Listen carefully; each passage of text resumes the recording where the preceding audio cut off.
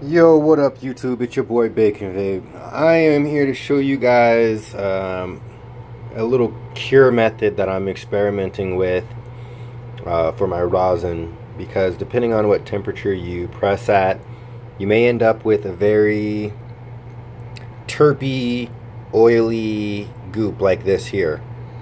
And when you do, there's a couple ways that you can cure it to make it into a different consistency.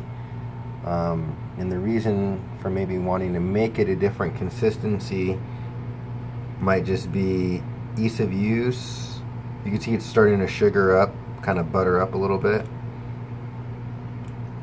So this was pressed with really fresh flour, and if you see right there where I just broke the dab tool off, it almost wants to turn into like a crumble.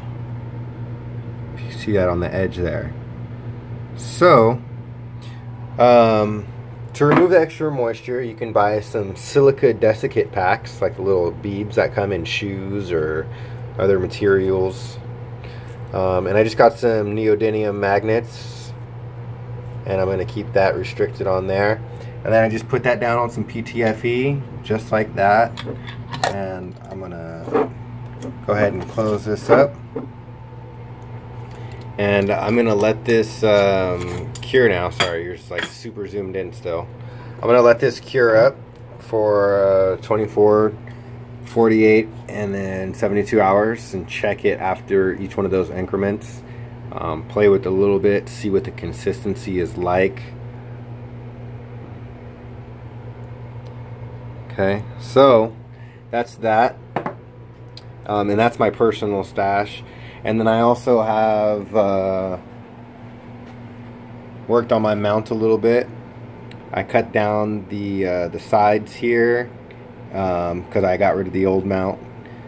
So this was kind of still hanging over. I got a little bit of the mat I need to trim down still to hide that.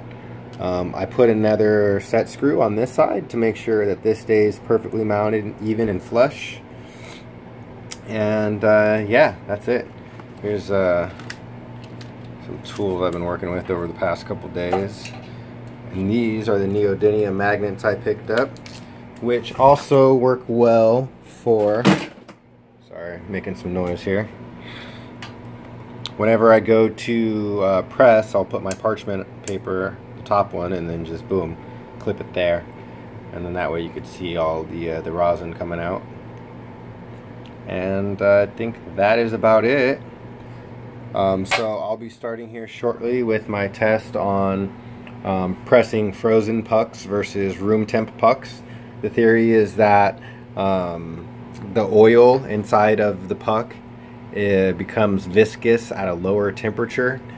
So by freezing it, will allow the viscous oil to escape faster and sooner than room temperature pucks. So I'm going to put that to the test, and then I'll shoot it and let you guys know what's up. And also, this is one of the final packaged products of a gram of my Gorilla Glue rosin. And I put a silica desiccate pack in here as well to help take the moisture out of the rosin. And this will keep rosin from getting moldy. A lot of people say they package their rosin up, they take it to the shop, and then 2 or 3 days later the shop calls them up like, hey, all your rosin's like growing mold, what the fuck? Well, you gotta draw the moisture out. So pick up some of these bad boys. They're cheap. These are 1 gram packs. Get some. What else did I get? Labels. Cheap. Amazon. Everything on Amazon. And then a box of coin envelopes. You could pay to get custom ones printed, or you could buy your own blank ones. And if you have a printer at home, most printers have an envelope printing option. And there's a slider on the top of your printer that will allow you to slide over and keep these small envelopes in place. And then you just create a design that doesn't use a lot of ink. On those, I'll use some white ink, so it'd be nice. Alright, and oh, the last thing I got, which you guys already saw, was the dab tool. I got this. This is actually not a dab tool. It's being used as a dab tool because stoners didn't create dab tools, believe it or not. Stainless steel devices like this have been around for a long time. This one just so happens to be a wax and putty knife for special effects makeup.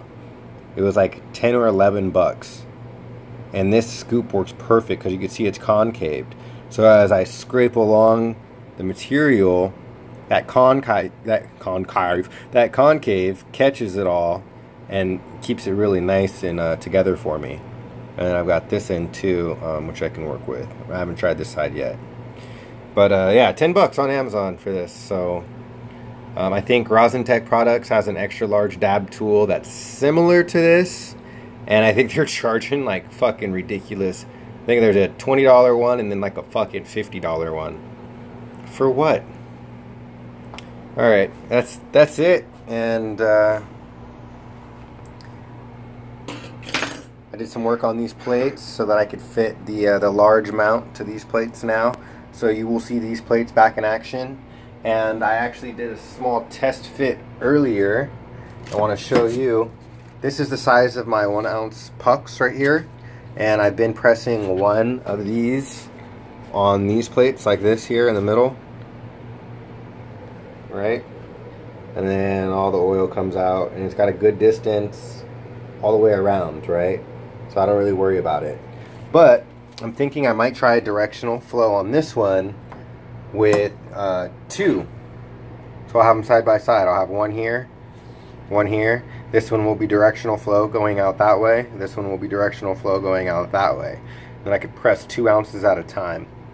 So I'm tempted to try it, but my only concern is these blocks, even though they hold heat really well and they transfer heat well, I only have one heater slot and it's dead center, so that's usually where I put my puck. If I put two, it's kind of going to be not uniform heating, so I might have to reevaluate my next set and do 2 heaters, and that way I can do 2 ounces.